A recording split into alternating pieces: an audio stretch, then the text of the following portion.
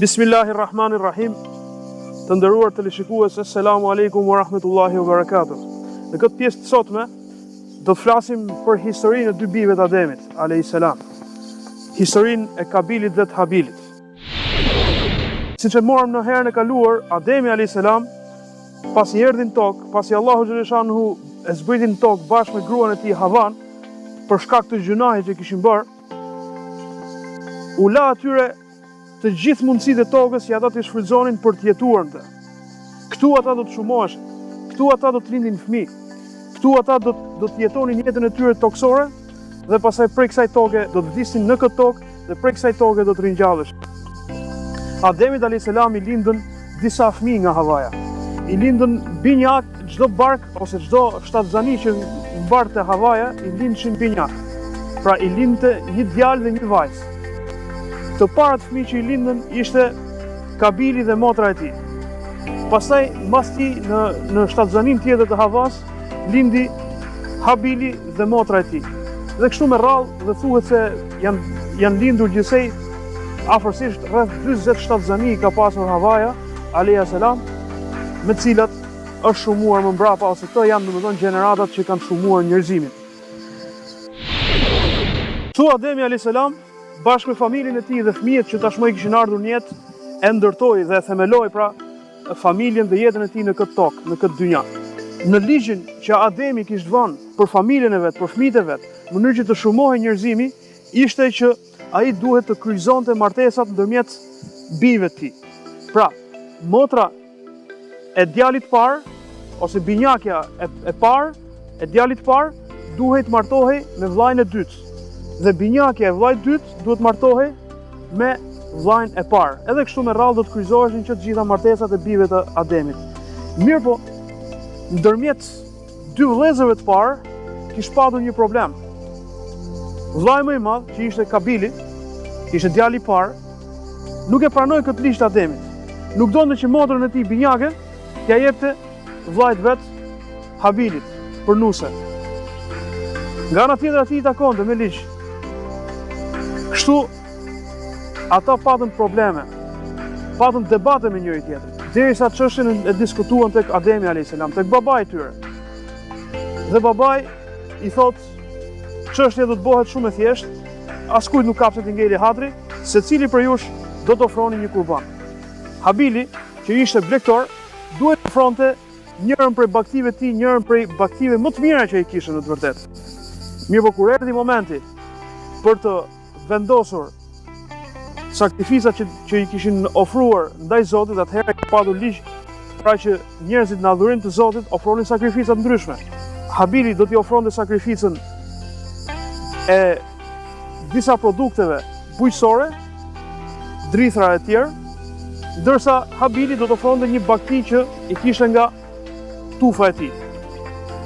Dhe do të vinte pastaj një flak nga qielli që do t'i merrte pastaj do t'i njërin prej të dyjave do ta dishte ajo flak nga qielli dhe me këtë do të kuptohej se atij ishte pranuar sakrifica tek Zoti. Dhe do të thotë që ai kishte drejt.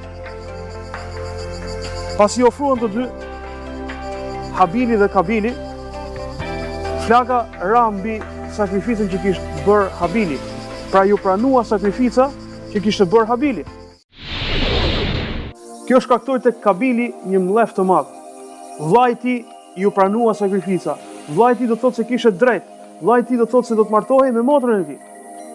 Ndërkohë që ky nuk do ta pranonte kurrë si këtë çështje. Dhe për këtë arsye, me mllefin që kishte, i thot vllait të tij, thot unë do të vrasë.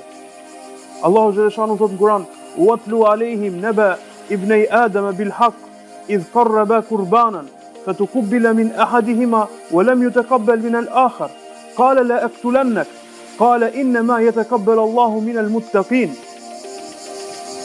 Allahu xhaleshanu në këtë ajet thot: "Thuaj o Muhammed, tregoja atyre historinë e dy bijve të Ademit, dy bijve të cilët prehen kurban ose ofruan sakrificë.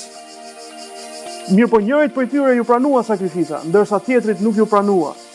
E ai i cili nuk ishte me drejtën, ai i thot vllajt vet e kërcënon vllajën e vet duke i thënë, unë kam për të të vrarë. Vllai vet, një njeri i cili e merr qetësisht problemin, e shef problemin që nuk kishe, ai thjesht kishe drejt. Edhe i thot, Allahu xhaleshanuhu i pranon kurbanin të atij që është me drejt. E pranon sakrificën e atij që është i devotshëm. Kabili dhe Habili, edhe pse ishin vëllezër, kishin karaktere krejt ndryshme. Habili ishte një djalë i qetë, një djalë i drejtë, një djalë që donte mirësinë, ndërsa Kabili ishte një djalë i egër, një djalë impulsiv, një djalë i cili donte vetëm pasionin e vet.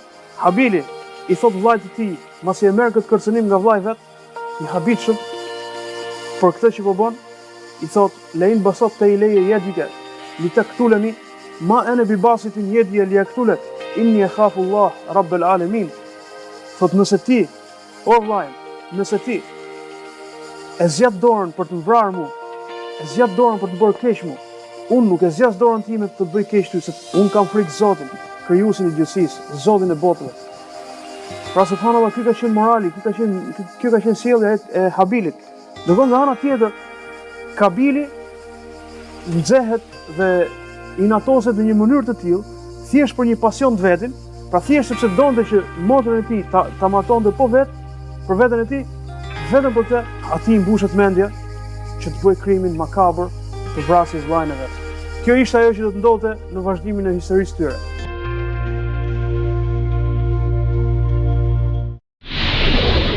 Në një moment caktuar, Kabili e zen pusi vllajën e tij. E zen pusi dhe e kap dhe e shtrëngon fyt. Aty Habili, në momentet e fundit jetës së tij, i thot, me që ti po vret, atëherë thotë që gjunofet e mia ato të vinë tek ty, bashkë me gjunofet e tuaja. Atëherë thotë ti do të jesh një njeri i humbur, ti do të jesh përbanor i zjarrit. Dhe kjo ndodhi, vllai e vrau vllajën. Krimi i parë që ndodhi në racën njerëzore ishte vllavrasja. Kjo ndodhi për shkak të një femre. Tatawwa'at lahu nafsuhu qatla akhi, faqatala, fa asbaha min al-khasirin. E përshkruan pra këtë moment kur atia inati kisha arritur kulmin. Kabili vendos të vrasë vllajën e tij dhe e vret. E vret Habili. E vret pa fajshëm. E vret pa drejt. Dhe mos e vrau, në moment ai fitoi mallkimin, fitoi humbjen. Thot pejgamberi alayhis salam, çdo krim që ndodh në historinë njerëzore, në të gjithë kohrat që ndodhin krime, të gjitha këto, një pjesë të gjunaheve të këtyre krimeve i shkojnë edhe Kabilit. Pejgamberi Muhammed alayhis salam ka thonë, çdo vrasje që ndodh në rrafën njerëzore, gjunahet e kësaj vrasje do t'i shkojnë edhe djalit parë të Ademit alayhis salam, Kabilit, i cili vrau vllajën e tij Habilin. Ai pra, i cili për herë të parë e hapi këtë portën e vllavrasjes. Ai i cili për herë të parë padrejtisht i mori jetën një krijesë tjetër. Ky ishte Kabili. Ishte hera e parë që ndodhi një krim i tillë në historinë njerëzore. Vetë Kabili nuk e dinte çfarë bënte në vllajën e vet. E vrau dhe nuk dinte çfarë bënte. Nuk dinte se çfarë duhet i bëhet një të vdekur. Mirëpo Allahu xhaleshanuhu në ato momente ja dërgon një zgjidhje për ta mësuar Kabilin se çfarë të bënte në kufomën e vllajt. Dërgon dy korva, të cilët para syve tij zihen dhe njëri e vret tjetrin.